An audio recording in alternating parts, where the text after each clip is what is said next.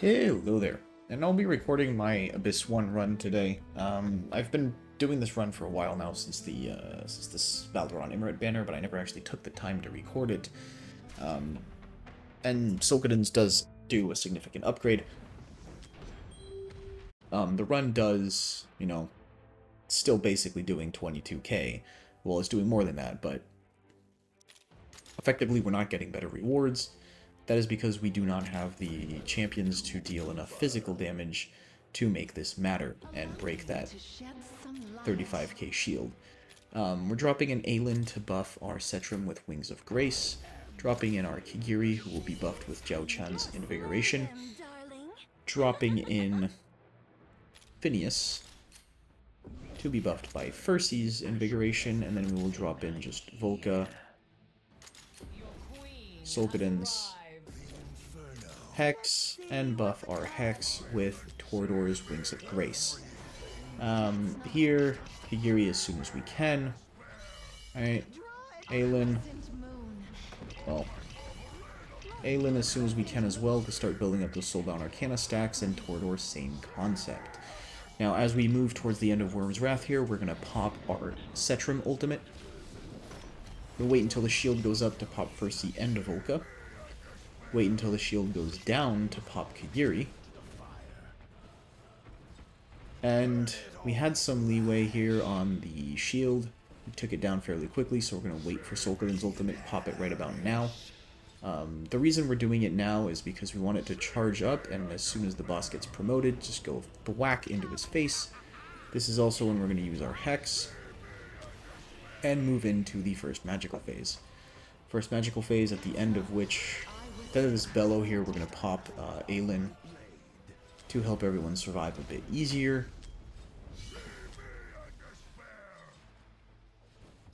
Second Drake's Bellow, we don't really care about it. Everyone's covered.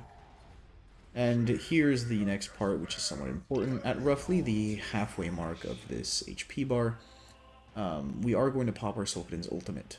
We do this because we want Solcadens' ultimate to hit the boss as soon as the shield goes up. I'm going to pop Kigiri's ultimate just as the meteors are about to hit Torodor. And here we wait a little bit, pop Volka, pop Ferssi, and the boss takes a massive chunk of damage. We pop Phineas immediately, and we deal even more damage to the weakened boss. And this gives us a fair amount of time to just lay it onto him with nothing really happening, because we skipped that whole shield phase almost. And as soon as the boss gets promoted, I do mean as soon you pop Kigiri ultimate, because this purple wave that just shows up will trigger his ultimate, giving you, the best possible state to get damage out of him. Drake's Bellow at the very end of it, and I do mean the end, and you will take that first hit of damage, but that's okay. We pop Aylin. Everyone gets really low, but that's okay. This allows us to spread Aylin's ultimate as far as possible through the boss phases. Volka has not deceived me, that's good. We have our damage reduction up. If we did not, we would have died here. And we'll move into the second Bellow. Aylin's still up. We're perfectly fine here. And at about there on Worm's Wrath, we'll pop our Setram. We will pop our Kigiri. We will pop our... I popped Kigiri too soon. I wonder if I will actually pass it now without that Kigiri ultimate ready to go. I'm not entirely sure we will, but we'll see. I think I timed Setram well enough that it works out. Yes, it does. Okay.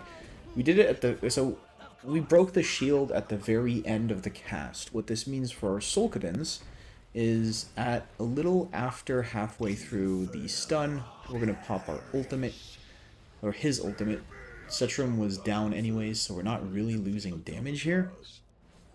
But this way, the boss gets up, immediately goes into promotion, and Solcadens immediately attacks, or almost. You want to get as close to that timing as possible, just because it maximizes damage that way. Why did I... Oh, Hex was still trapped in. Damn it. Now we pop Aylin. The very end of the bellow again. Seismic Slam coming in.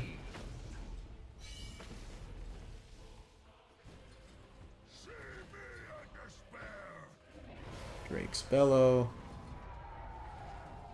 Alright, we got our 22k before this Magic Shield. Which is already significantly better than our, than our last result, considering we've been holding off on Phineas Ultimate.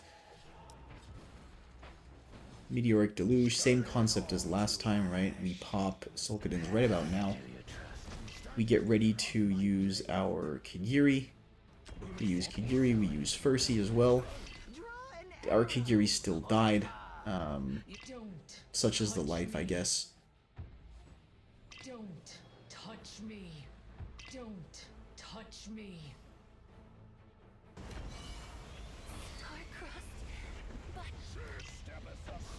Sadly, this is the part that's really annoying because it really depends on the run I do.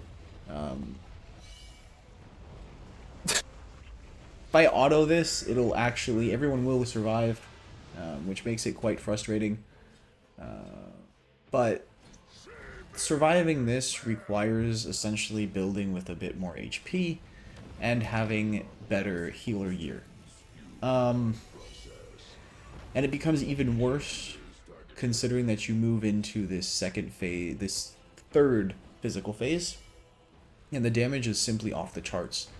I'll demonstrate this a bit with the Drake Bellow, but we'll pop Aylin, right, and everyone will still mostly die as soon as we get the Storm Surge going. And I can pop Ferssi, right, it doesn't really change much. We still have everyone pretty much dying because we just don't have the HP. And this is basically where breaking the 35k cap can be done in, as far as I am aware, one of two ways. Let's just check the damage real quick, but, obviously Hex doing a significant amount more than anyone else, Phineas a close second, but, I mean, if you look at this, Solcadens is doing more than most of my physical damage dealers, and the physical shield is clearly my weak point.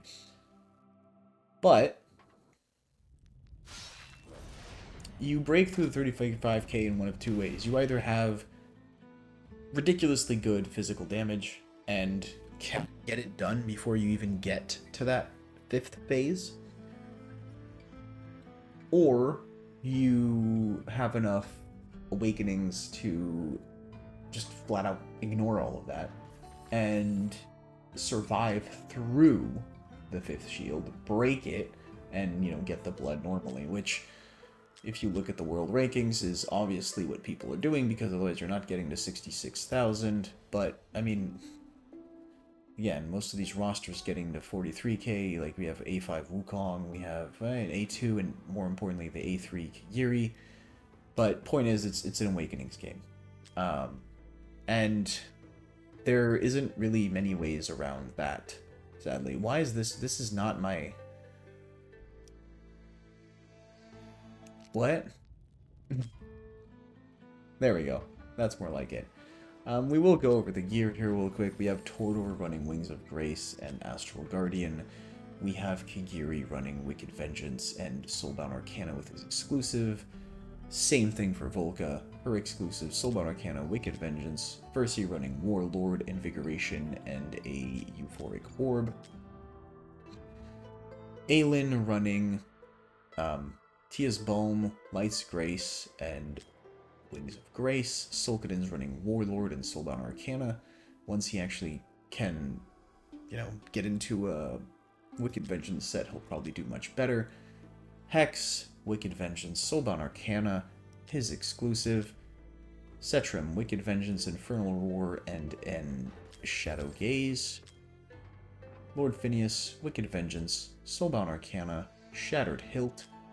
And finally, Diaochan running Warlord and Invigoration with a Keen Wisdom. I would like to run Wings of Grace on her, but I just simply don't have the gear to do so. Either I lose too much damage, or she loses too much health. There is no... I'm gear restricted at this point, so sadly I can't stack in more Wings of Graces at this time. But that's, that's basically the wall that I have hit personally. My auto runs go between, 25 to, I think my best hit, well, I mean, actually, we can just go check that right now. But, best records, yeah, almost 28,000 for Abyss 1.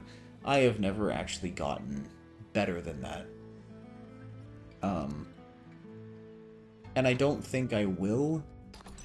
Like, even if I went for this was the wrong boss, even if I went for the Poison Trio or anything, I don't think my Abyss score will improve that much until I either get a Phineas exclusive and can drop Volka and get someone better in here for damage, or I get enough Awakenings, or a new strong physical damage unit comes out, but my physical fighter roster has always been severely limited.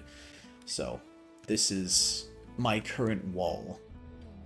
So cheers, and you have a nice one.